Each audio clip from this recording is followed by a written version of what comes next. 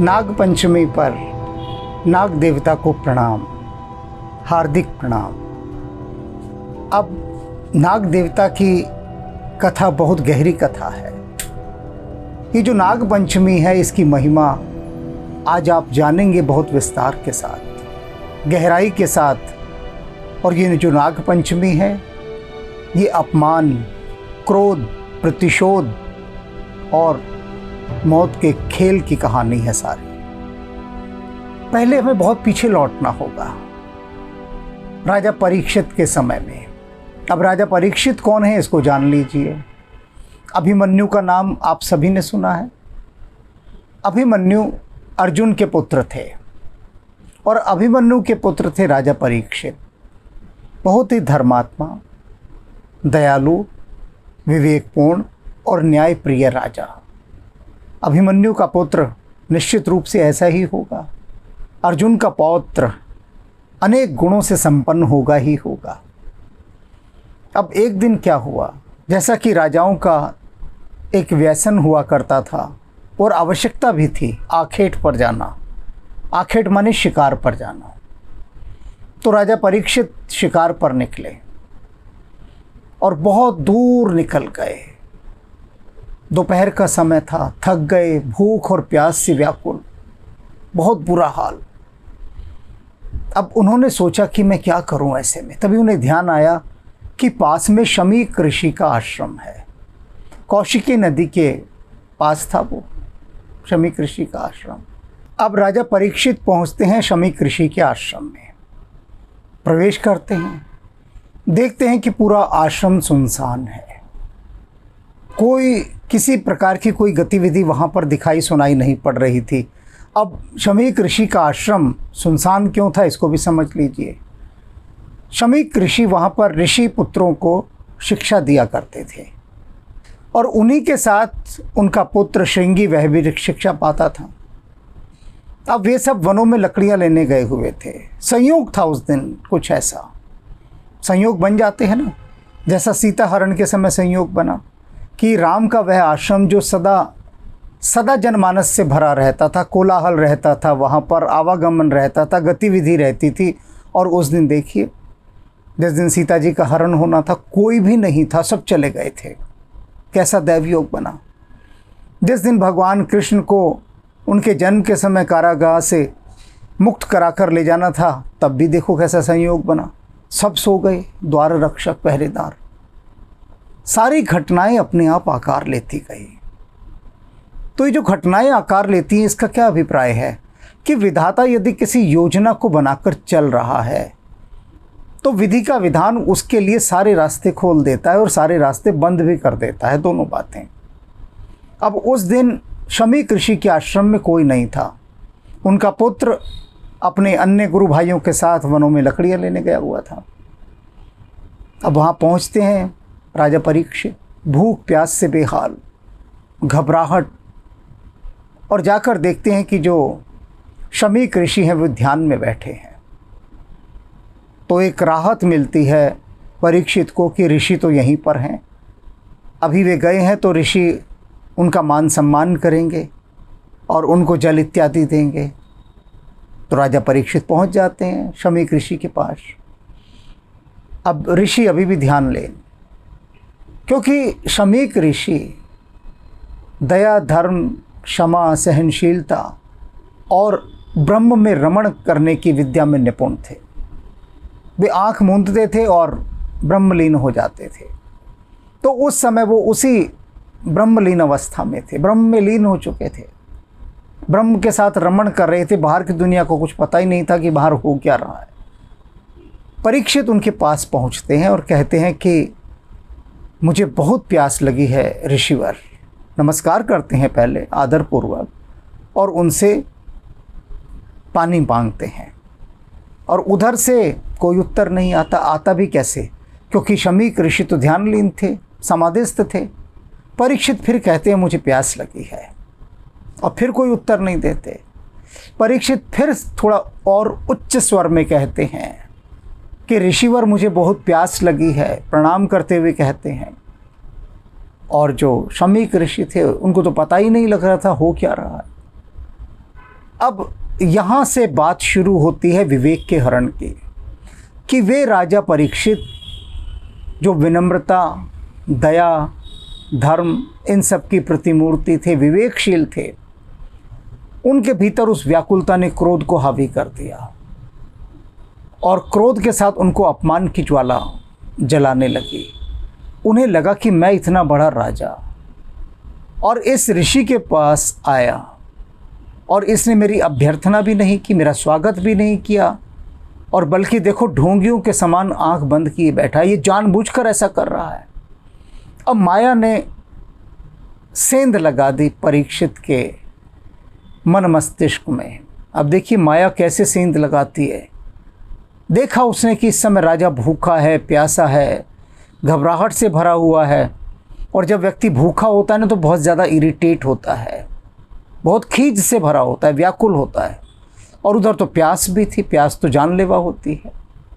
अब माया ने वहाँ से प्रवेश किया राजा परीक्षित की बुद्धि में और उसके मन में, और कहा कि देख ये जो ऋषि है ना ये ढोंग कर रहा है, पाखंडी है, ये जानबूझकर तेरा अपमान करने के लिए ये सब कर रहा है। और राजा परीक्षित ने अनेक बार जोर जोर से चिल्ला चिल्ला कर पुकारा ऋषि को, लेकिन ऋषि तो ध्यानहीन थे।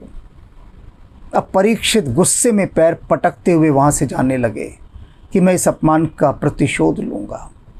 वो थोड़ी दूरी चले होंगे कि देखा कि एक वृक्ष के नीचे एक मरा हुआ सांप पड़ा है और उस सांप के साथ लाखों चींटियाँ चिपटी हुई हैं और सांप को घसीट कर ले जा रही हैं। लाखों करोड़ों चींटियों से वो मरा हुआ सांप धीरे धीरे सरकता जा रहा है। बस माया ने कहा कि तेरा प्रतिशोध तो यहीं पूरा हो जाएगा, और राजा परीक्षित ने धनुष की नोक से उस मरे हुए सांप को उठाया और ले जाकर शमीक ऋषि के गले में डाल दिया कि ले मेरे अपमान का पुरस्कार ले। और ऐसा कहकर वापस आश्रम से बाहर जाने लगा। और तभी कुछ ऋषि पुत्रों ने देखा कि परीक्षित जो है वो आश्रम के अंदर प्रवेश कर रहा है। पहले देख लिया था तो वो दौड़ कर गए, शमीक ऋषि के पुत्र श्रृंगी को कहा, अरे अरे हम तो इधर आ गए भाई, उधर देखो राजा परीक्षित हमारे आश्रम में जा रहे हैं, तो हमें उनका स्वागत सत्कार करने के लिए जाना चाहिए। वे सब दौड़े कि ऋषि तो ध्यानलीन होंगे वहाँ पर, शमीक ऋषि, तो हम उनका आदर सत्कार करें।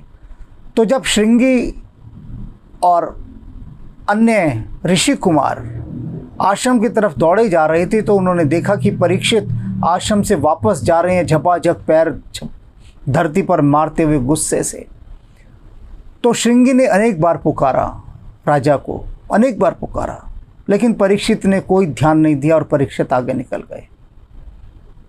तो श्रृंगी कहने लगा अपने अन्य ऋषि पुत्रों से, गुरु भाइयों से थे कि भाई ये तो राजा ने हमारी बात ही नहीं सुनी, उनका आदर सत्कार ही नहीं हुआ होगा, क्या हुआ होगा, चलो अंदर चल के देखते हैं। अंदर गए तो देखा कि शमीक ऋषि ध्यानलीन मुद्रा में बैठे और उनके गले में मरा हुआ सांप और उस पर चींटियाँ, और उधर जाते हुए देखा था गुस्से में परीक्षित को। तो सब समझ में आ गया श्रृंगी को कि ये हुआ क्या है। सारी कहानी एक बार ध्यान लगाया और ध्यान लगाते सब समझ में आ गया कि क्या घटना घटी। वहीं पर अग्निशाला में जल रखा था, कमंडल में। श्रृंगी ने जल उठाया और कहा, परीक्षित तूने मेरे पिता का अपमान किया है और ये मरा हुआ सांप उन समाधिस्थ ऋषि शमीक के गले में तूने डाला, तो आज से 7 दिन बाद तक्षक नाग तुझे डस लेगा और उससे तेरी मृत्यु हो जाएगी। और जैसे ही ये शाप दिया जल छिड़क कर, तो अन्य जो ऋषि कुमार थे उनमें तो हाहाकार मच गया कि अरे ये क्या कर दिया, इतना बड़ा शाप दे दिया। श्रृंगी ने अपने पिता के गले से सर्प निकाला, उसे एक तरफ फेंका, और तभी समाधि भी भंग हो गई शमीक ऋषि की। वे जागे, देखा तो श्रृंगी पूरा ज्वालामुखी बना हुआ अंगारा, ऐसा उन्होंने कभी नहीं देखा था श्रृंगी को। उन्होंने पूछा हुआ क्या, उनको सारी बात बताई गई कि इस तरह से परीक्षित ने आपका अपमान किया और मैंने इसे शाप दे दिया है कि आज से ठीक 7 दिन बाद तक्षक नाग उसे डस लेगा और उसकी मृत्यु हो जाएगी। शमीक ऋषि बोले कि ये तूने अच्छा नहीं किया पुत्र, तेरा जो इतना ब्रह्म तेज था तुझ पर भी क्रोध हावी हो गया, तू भी अपमान से पीड़ित और प्रतिशोध की आग में जलने लगा। और तूने क्या किया, तूने उस धर्मात्मा राजा को शाप दे दिया। तो श्रृंगी कहता है ये धर्मात्मा के लक्षण हैं क्या? शमीक ऋषि कहते हैं कि देख, कभी कभी जाने अनजाने कुछ भूलें हो जाती हैं और परीक्षित की मनस्थिति तूने समझी नहीं। वो भूख और प्यास से व्याकुल था, क्रोध में भर गया, हो गई। वो बहुत छोटी सी भूल थी, बहुत छोटी सी भूल कि आवेश में आकर उसने मेरा अपमान कर दिया। ये तो बहुत छोटी सी भूल है, हो जाती है इस तरह से। इस छोटी सी भूल के लिए तूने उसे इतना बड़ा दंड दे डाला, ये ठीक नहीं किया। तू जा, परीक्षित से क्षमा मांग और उनको बता कि तूने जो शाप दिया है, जिससे वे इस शाप निवृत्ति के लिए जो कर सकते हो कर लें। शाप टलेगा तो नहीं, फिर भी जो वो कर सकते हो कर लें। अब श्रृंगी तो नहीं गया, लेकिन अन्य ऋषि कुमार गए, क्योंकि श्रृंगी तो उस समय प्रतिशोध की अग्नि में जल रहा था। अन्य ऋषि कुमार राजा परीक्षित के पास पहुंचते हैं और तब तक माया तो अपना काम कर चुकी थी। माया निकल ली परीक्षित के हृदय और बुद्धि से, और जब माया निकल ली तो परीक्षित को ध्यान आया कि वो क्या कर बैठा। उसे बहुत आत्मग्लानि हुई, बहुत आत्मग्लानि हुई, अपराध बोध हुआ कि ये मुझसे क्या हो गया। सोच ही रहा था परीक्षित इतना कि तभी वो ऋषि कुमार वहाँ पहुँचे और उन्होंने कहा कि हमें शमीक ऋषि ने भेजा है। इस प्रकार से उनके पुत्र श्रृंगी ने आपको ये शाप दिया है कि आज से ठीक 7 दिन बाद नागराज तक्षक आपको डस लेंगे। आपके पास सिर्फ 7 दिन का समय है। इस 7 दिन के समय में आप अपनी आत्मरक्षा कर सकते हो तो कर लीजिए, क्योंकि करना संभव नहीं होगा। तो अब जो करना है वो आप कीजिए अपने लिए। तो परीक्षित ने भागवत कथा का आयोजन किया 7 दिन की, कि ठीक है अब जब 7 दिन बचे हैं। और परीक्षित ने क्या कहा कि श्रृंगी ने बिल्कुल सही किया। श्रृंगी ने जो मुझे शाप दिया, मैं बड़ा आनंदित हूँ इस शाप से, क्योंकि मुझे दंड मिलना ही चाहिए था। मैंने जो कार्य किया वह इसी दंड के योग्य था। अब देखिए 2 स्थितियाँ कि शमीक ऋषि अपने पुत्र से कह रहे हैं कि तूने गलत किया, पाप किया, ऐसे धर्मात्मा राजा को तूने इतना बड़ा दंड दिया। और उधर परीक्षित क्या कह रहे हैं कि मैंने जो कृत्य किया मैं इसी दंड का अधिकारी हूँ। देख रहे हैं, धर्म की पराकाष्ठा एक से बढ़कर एक है। अब सवाल यह है कि तक्षक नाग क्यों डसेगा परीक्षित को?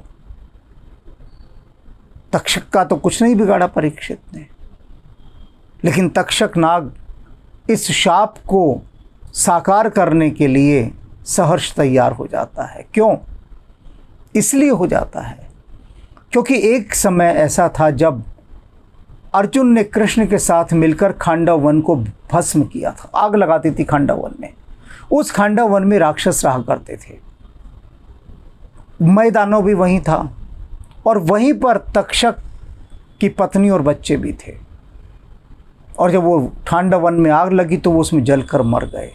और तब से तक्षक प्रतिशोध लेने के लिए छटपटा रहा था कि कैसे मैं इनसे प्रतिशोध लूं। और आज उसे ये अवसर मिल गया प्रतिशोध लेने का। तो उसने कहा ठीक है, आज से मैं ठीक 7 दिन बाद परीक्षित को डस लूँगा। हालांकि परीक्षित को तक्षक न डस पाए, इसके लिए ऐसे भयंकर प्रबंध किए गए थे। चाक चौबंद सुरक्षा, एक ऐसा भवन बनाया गया था, मीमन मीनार, जो बहुत ऊंची थी, जहाँ कोई खिड़की झरों का कुछ नहीं था, कुछ भी नहीं। और किसी को जाने की अनुमति नहीं थी, ऐसी परम सुरक्षा। लेकिन ये कथा बताती है कि अगर विधाता ने किसी की मृत्यु सुनिश्चित कर दी है कि इस दिन तेरी मृत्यु होनी है, तो फिर उसे कोई रोक नहीं सकता। परीक्षित को तक्षक नाग न डस पाए, इसके लिए लाख जतन किए गए, लेकिन सारे जतन धरे के धरे रह गए और तक्षक ने परीक्षित को जाकर डस लिया। अब परीक्षित के पुत्र जन्मेजय भी प्रतिशोध की आग में चल उठा कि अच्छा, तक्षक, नागराज तक्षक ने मेरे पिता को डसा। तो जन्मेजय ने नाग यज्ञ का आयोजन किया। जन्मेजय का नाग यज्ञ बड़ा प्रसिद्ध है, और वो नाग यज्ञ क्या था? एक ऐसा यज्ञ किया उसमें कि जिसमें सारे सांप आके यज्ञ की अग्नि में गिरने लगे, भस्म होने लगे। उसने ये संकल्प लिया था कि मैं इस धरती से नाग जाति को ही समाप्त कर दूंगा। नाग यज्ञ का आयोजन किया, सारे सर्प उस नाग यज्ञ में भस्म होने लगे आकर।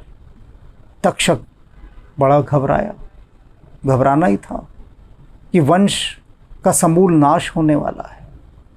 वो भागा भागा इंद्र के पास गया। देवताओं ने अनेक ऋषियों को मनाया कि जाओ भाई, जन्मेजय को समझाओ, रोको कोई उसे जाकर। तो सारे ऋषि जन्मेजय के पास आए और उससे विनती की कि आप ऐसा ना करें, किसी को समूल नष्ट ना करें। तो ऋषियों की विनती सुनकर जन्मेजय ने अपना नाग यज्ञ रोक दिया। तो ये श्रावण मास की वो पंचमी थी जिस दिन ऋषियों के विनम्र अनुरोध पर, विनम्र निवेदन पर जन्मेजय ने इस नाग यज्ञ को रोका था, और उस दिन से ये नाग पंचमी मनाई जाती है। अब यहाँ दूसरी बात निकलकर सामने आती है कि यदि विधाता ने किसी को बचाना है तो वो कोई ना कोई आयोजन ऐसा कर देते हैं। जन्मेजय का नाग यज्ञ रुकना थोड़ी ना था, सारे नागों को वो खाकर ही मानता। लेकिन विधाता ने एक योग बनाया और जन्मेजय की बुद्धि को पलट दिया, और वो नाग यज्ञ रोक दिया गया जिसमें सारे नाग मरने वाले थे। तो ये जो कथा है नाग पंचमी की, ये बताती है कि अपमान आपको क्रोध देता है, क्रोध से प्रतिशोध का जन्म होता है, और प्रतिशोध लेकर जाता है मृत्यु की ओर।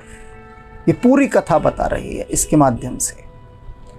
और इस दिन यह भी कहा जाता है कि भगवान कृष्ण ने कालिया नाग का दमन किया था। यमुना के अंदर रहता था वो कालिया नाग, तो उसका दमन भी नाग पंचमी के दिन ही किया गया था।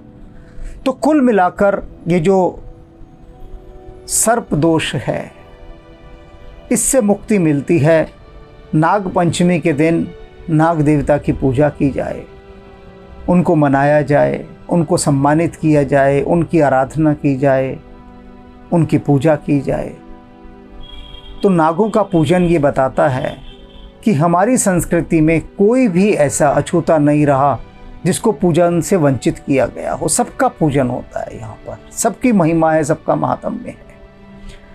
तो ये जो नाग पंचमी से जुड़ी इतनी बड़ी कथा थी, ये कथा हमें बहुत कुछ रूपांतरित करने के लिए प्रेरित करती है यदि हम होना चाहें तो। देखिए, परीक्षित का क्रोध, अपमान, प्रतिशोध, और वहीं पर श्रृंगी ऋषि का भी समान रूप से, और उधर विनम्रता देखिए, राजा परीक्षित की विनम्रता। वो कह रहे हैं कि मैं इसी दंड का भागी था जो उन्होंने मुझे दिया, और मैं आनंदित हूँ इस दंड को पाकर। परीक्षित को पता लगा है कि 7 दिन बचे हैं बस उनकी मृत्यु के। उन 7 दिनों तक उन्होंने केवल श्रीमद् भागवत कथा का ही आयोजन किया। वो भागवत कथा करते रहे 7 दिन तक। यानी कि ये कथा क्या कहती है कि निरंतर हमें भगवत प्राप्ति की ओर बढ़ना चाहिए, क्योंकि परीक्षित को तो पता लग गया था 7 दिन बाद मृत्यु है, लेकिन मनुष्य को तो पता ही नहीं लगता। तो इसलिए वो उस मद में, उस अहंकार में, उस अज्ञान में खोया रहता है। ये सारी नाग पंचमी की जो कथा है, ये बहुत दूर से आई है, बहुत दूर से।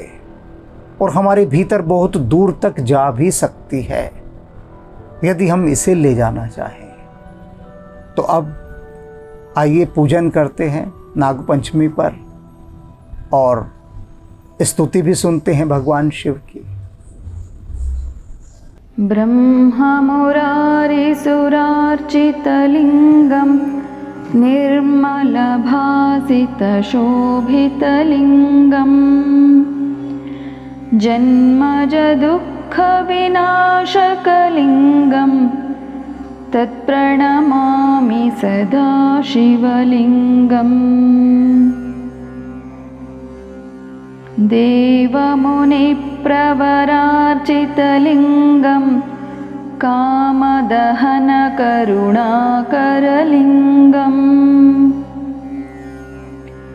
रावणदर्पविनाशनलिङ्गं तत्प्रणमामि सदा शिवलिङ्गम्। सर्वसुगन्धसुलेपितलिङ्गं बुद्धिविवर्धनकारणलिङ्गम् सिद्धसुरासुरवन्दितलिङ्गं तत्प्रणमामि सदा शिवलिङ्गम्। कनकमहामणिभूषितलिङ्गं फणिपतिवेष्टितशोभितलिङ्गम् दक्षसुयज्ञविनाशनलिङ्गं तत्प्रणमामि सदा शिवलिङ्गम्। कुङ्कुमचन्दनलेपितलिङ्गं पङ्कजहारसुशोभितलिङ्गम् सञ्चितपापविनाशनलिङ्गं तत्प्रणमामि सदा शिवलिङ्गम्। देवगणार्चितसेवितलिङ्गं भावैर्भक्तिभिरेव च लिङ्गम् दिनकरकोटिप्रभाकरलिङ्गं तत्प्रणमामि सदा शिवलिङ्गम्। अष्टदलोपरिवेष्टितलिङ्गं सर्वसमुद्भवकारणलिङ्गम् अष्टदरिद्रविनाशनलिङ्गं तत्प्रणमामि सदा शिवलिङ्गम्। सुरगुरुसुरवरपूजितलिङ्गं सुरवनपुष्पसदार्चितलिङ्गम् परात्पदं परमात्मकलिङ्गं तत्प्रणमामि सदा शिवलिङ्गम्। लिङ्गाष्टकम् इदं पुण्यं यः पठेत् शिवसन्निधौ शिवलोकमवाप्नोति शिवेन सह मोदते।